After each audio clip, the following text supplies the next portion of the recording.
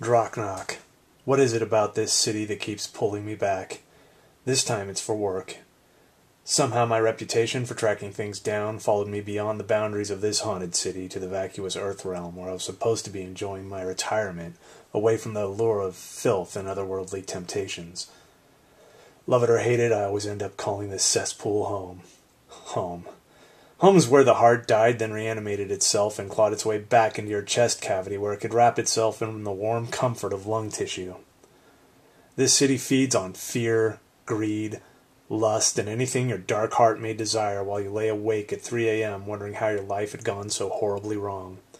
The sun never rises here and the moon is ever present in any of its many incarnations. Once it even appeared to have some initials carved in it, C-H-A. I still have yet to find out what that meant.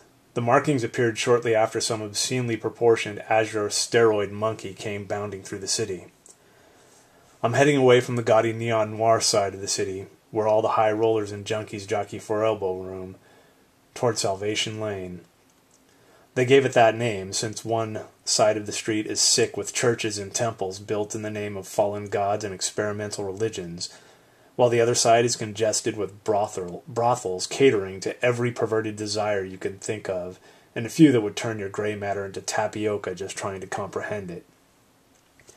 I'm walking on the church side, to avoid the flesh peddlers and any newly discovered appetites I may have. Nearing the end of the row, I pass the church of Jimmy the Saint and notice it's closed from remodeling. Jimmy was a former mafia don that found religion and ran away to Drocknock to start his new life as a keeper of the word. The mafia caught up with him and gunned down his nuns and strung him up on crucifixes.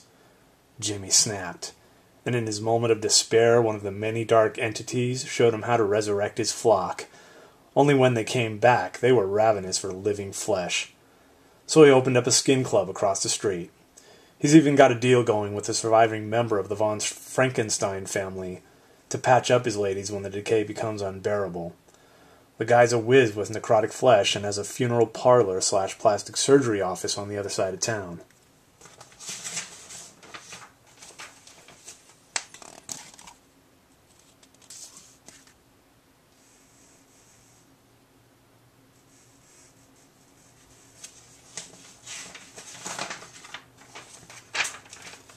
At the end of Salvation Row, I make a left at Selbstmord Avenue, the German word for suicide, because this is usually the last area anyone around here hits when they reach rock bottom.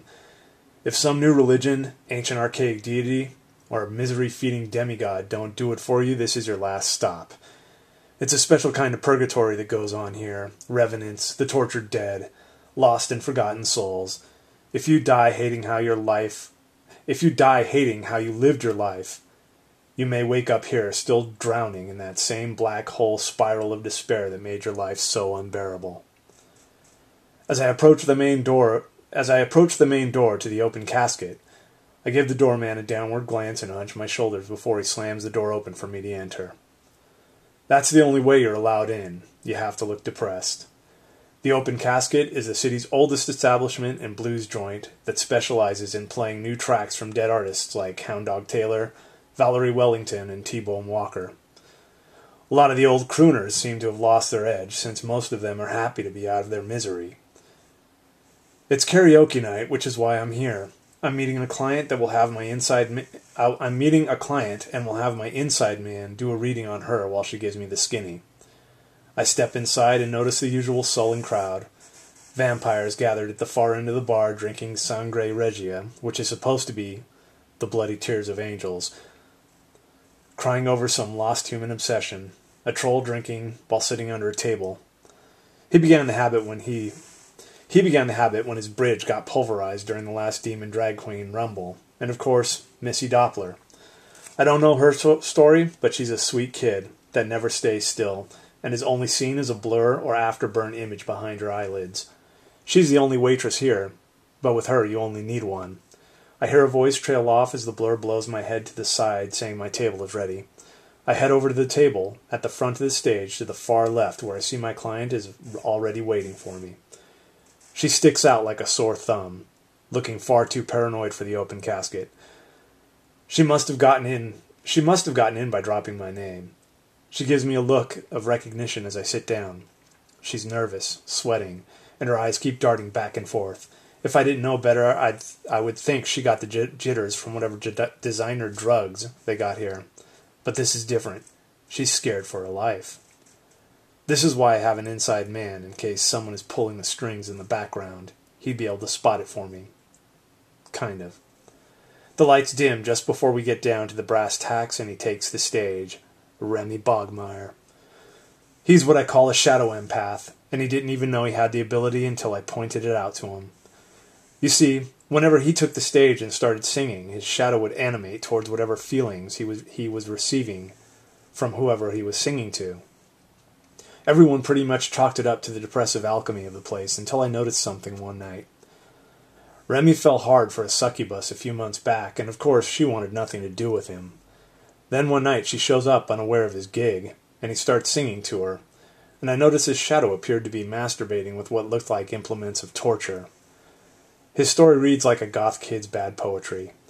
Back during Prohibition, Remy was a gin runner for a speakeasy in Louisiana, when his jalopy goes belly up in the middle of a job and he starts hauling barrels of hooch on foot.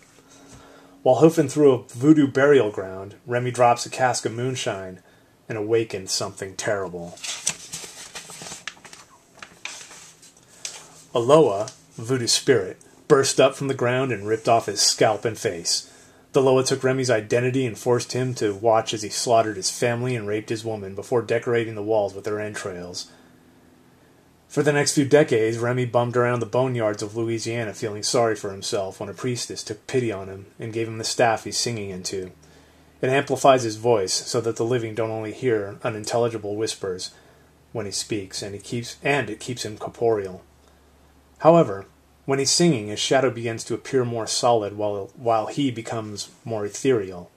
He believes if he puts enough emotion into his singing, he can finally have a true death and no longer be cursed as a whispering skull. As Remy sings to my client, his shadow looks desperately frightened, like it's trying to crawl up out of a well, fingers curling, grasping at unseen handholds, and heartbreaking tears rolling down its cheeks. My client tells me her daughter went missing a few days ago and believes someone took her. I ask her if there was a ransom note left at the scene, and she says there was none. How do you know she hasn't run away, I ask. But she holds to her abduction theory, which says to me she isn't telling me everything, and says that she was last seen by the docks near Sawbones Bridge. I tell her I'll take the case, and she lets out a sigh of relief. Before I exit and head to the docks, I slip a fin to Remy. There are so many stories in this city, and none of them have happy endings, and I just do my part to bring a little closure to these stories. A lot of people end up here by accident with no way out. Some seek this place out to fulfill whatever twisted desires they may be harboring. A few even have gone so far to come here to escape the nightmare of the normal world. But the thing about running away from nightmares is sometimes they come back for you.